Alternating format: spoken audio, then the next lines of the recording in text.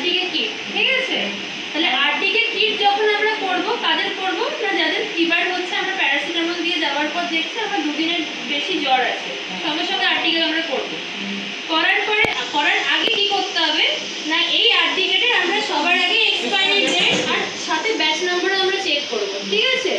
By chance যদি কোনো কিটে যদি আমরা কোনো পাই, মিস্টেক পাই, তাহলে সেই ব্যাচের সমস্ত কিটগুলোকে আমাদের ডিসকার্ড করতে হবে। ওকে, তাহলে এইটা হচ্ছে আমাদের আরটিকের আমরা এক্সপায়ারি ডেট চেক করব। চেক করার পর কি করতে হবে, এটাতে কোনো কাঁচি দিয়ে বা হাতের জোরে আমরা কাটবো না, এটা কাটার আমাদের জায়গায় আছে, এটা কাটার জায়গা আছে, এটাকে আমরা আস্তে করে এরকম করে করলাম, করে এটাকে লেস টাচ, যতটা এটা আমরা হাত দিয়ে করবো তত কন্টামিনেটেড হয়ে যাবে, ঠিক আছে? এটাকে আমরা লেস টাচ করে আমরা এটাকে তারপরে এখানে আমরা কি কি পাচ্ছি, একটা কিট পাচ্ছি, একটা পিপেট পাচ্ছি, আর একটা সিলিকন নিয়ে পাচ্ছি, যেটা হচ্ছে কিটটা যাতে নষ্ট না হয়ে যায়। কিট যদি নষ্ট হয়ে যায় কালার চেঞ্জ হবে, ঠিক আছে? এই কিটটা যাতে নষ্ট না হয়ে যায় তার জন্য আমরা সিলিকন নিয়ে পাচ্ছি। তাহলে এটাকে আমরা একটা করে এটা কালার চেঞ্জ হয়ে যাবে। কালার চেঞ্জ করা মানে সবার আগে তো এক্সপায়ারি ডেট আমরা চেক করব। এক্সপায়ারি যদি থাকে, এক্সপায়ারি থাকলে তো আমরা ওখান থেকেই বুঝে যাচ্ছি।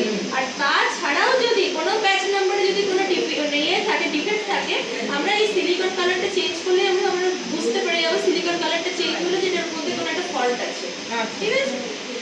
এইবার কালার চেঞ্জ, ওকে। এবার হচ্ছে আমরা কি করব, আরটিকের জন্য আমরা সিঙ্গেল কনফিডেন্ট প্রে, মানে একবারই ফোটাবো, পেশেন্টকে কিন্তু বেশি হ্যাম্পার করব না, একবারই সিঙ্গেল কনফিডেন্ট প্রে করে এই আঙুলের ডগা থেকে পেরিফেরাল থেকে আমরা ব্লাড নেব, একবারই ফোটাবো যাতে ব্লাডটা বেরিয়ে আসে। বেরিয়ে নিয়ে অনেকের অভ্যাস থাকে এখানে ডাইরেক্ট দিয়ে দেওয়ার, আমরা দেবো না। এখানে পিপেট আছে, পিপেটটাকে মনে করেন এখানে আমি ব্লাড দিয়ে করেছি, পিপেটটাকে এরকম করে ধরলে জীবনেও ব্লাড আসবে না, একটু সামান্য হেলিয়ে নেবেন, ব্লাড কিন্তু চলে আসবে, আপনাকে টিপতেও হবে না, এখানে এমনি উঠে চলে আসবে, ঠিক আছে? এখান থেকে রক্ত নিয়ে এখানে পিপেটে মার্ক করা থাকে যে কতটা ব্লাড নিতে হবে, আর নালে মোটামুটি আপনাদেরকে এতটা এমএল ব্লাড দিয়ে, মাইক্রো এমএল ব্লাড নিয়ে এখানে কি কি আছে দেখুন কিটটার মধ্যে। এখানে হচ্ছে এ মানে আমাকে বাফার দিতে হবে, এস মানে আমাকে এখানে স্যাম্পল দিতে হবে, এইখানে হচ্ছে PA plasmodium falciparum, PV plasmodium vivax, C মানে আমার কন্ট্রোল লাইট, সি মানে কন্ট্রোল।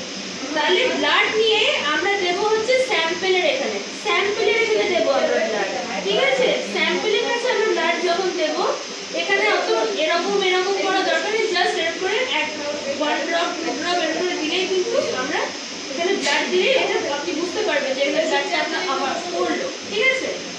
এইখানে দেব হচ্ছে আমরা বাফার,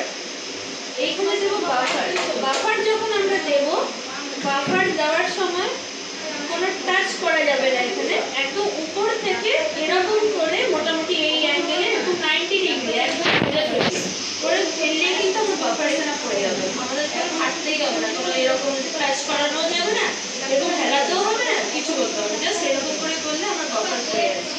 করে নিয়ে আমাদের অপেক্ষা করতে হবে।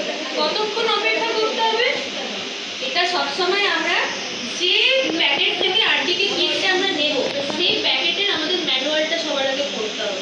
কোনো জায়গাতে থাকে হচ্ছে 2 থেকে 3 মিনিট, আমাদের ম্যানুয়ালটা পড়তে হবে, ওখানে আমাদের যত মিনিট অপেক্ষা করতে বলবো আমরা তত মিনিটই আমরা এটাকে বাফারে রক্ত দিয়ে অপেক্ষা করবো, ঠিক আছে? আমাদের ম্যানুয়ালটা পড়ে অপেক্ষা করতে হবে, এক একটা ম্যানুয়ালে এক এক রকম লেখা থাকে, ঠিক আছে? এবার মনে করুন আমি অপেক্ষা করার পর দেখলাম 3 মিনিট আমি অপেক্ষা করলাম, আমি দেখলাম আমার রেজাল্টটা ঠিকঠাক আসছে না, আমার দাগগুলো ঠিকঠাক ফুটছে না, তখন কি করবো না, তখন আমি আরেকবার বাফার দেবো, আরেক ফোঁটা বাফার দেবো, তারপর আমি আবার কিছুক্ষণ অপেক্ষা করবো, তারপরে যদি ব্লাড মানে যদি দাগ আসে তাহলে ঠিক আছে, আর যদি না আসে সঙ্গে সঙ্গে কিটটাকে আমরা ডিসকার্ড করে দেবো, একটা অন্য কিট দেবো আমরা, ঠিক আছে? তাহলে দাগেরটা কি করে বুঝবো আমরা, যদি শুধু সি আসে, মানে নেগেটিভ, সি এলো পিভি এলো মনে করো, তাহলে আমার কি পিভি, সি এলো পিএফ এলো মানে আমার কি পিএফ ম্যালেরিয়া। কোনো ক্ষেত্রে খুব রেয়ার কেস, কিন্তু কোনো ক্ষেত্রে সি এর পরে পিভি পিএফ দুটোই চলে এলো, আমার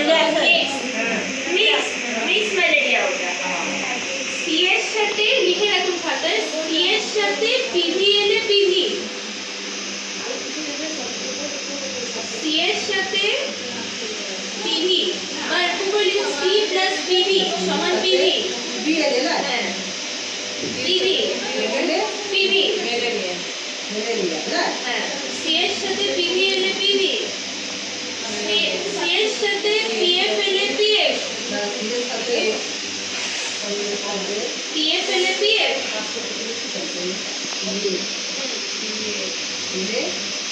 পিএফ,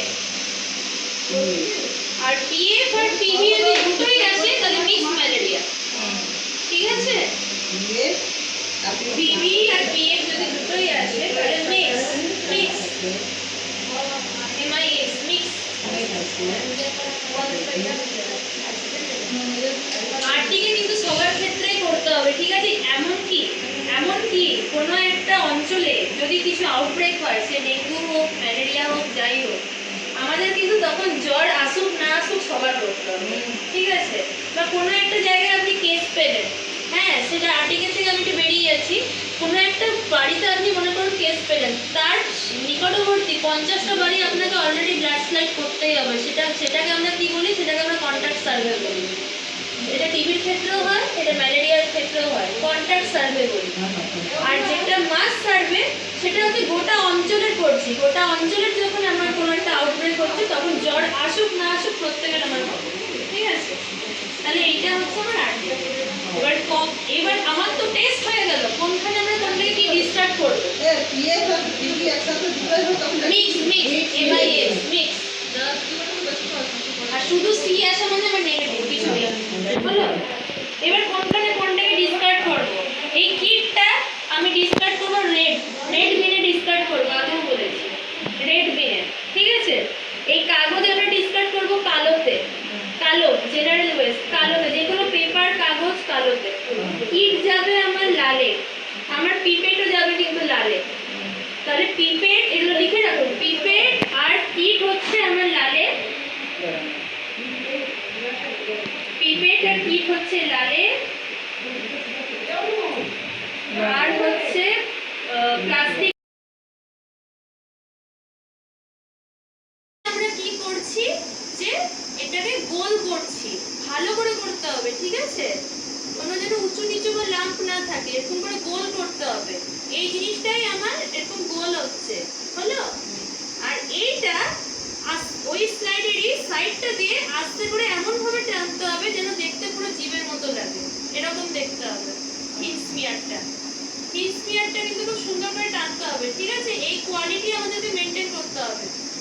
এটা হচ্ছে থিন, এটা হচ্ছে আমার থিন। তাহলে এই হচ্ছে আমার ব্লাড স্লাইড, যেখানে আমার দুটো স্মিয়ার হচ্ছে, একটা থিক স্মিয়ার, একটা থিন স্মিয়ার। আর এখানে হচ্ছে থিক স্মিয়ারটা যখন আমরা ড্র করব তখন হচ্ছে 3 ফোঁটা রক্তটাকে আমরা গুলিয়ে নিয়ে আরেকটা স্লাইড দিয়ে এরকম বড় টিপের মতো দেখতে হবে।